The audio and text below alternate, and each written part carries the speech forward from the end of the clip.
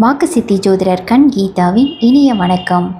30/9/2025 செவ்வாய்க்கிழமை வளர்பிறை அஷ்டமி திதி.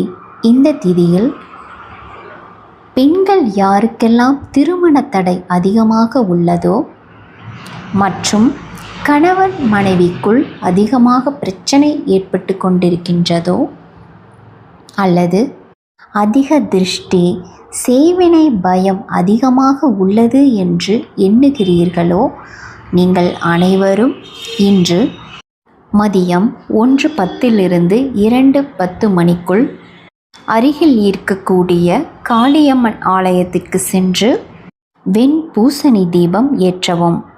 வெண்பூசணியை 2ஆக கட் பண்ணி எடுத்துக்கொண்டு உள்ளிருக்கும் விதையையும் தூய்மையாக எடுத்துவிட்டு சுத்தமான நல்லெண்ணெய் தீபம் ஏற்றி வழிபாடு செய்யவும்.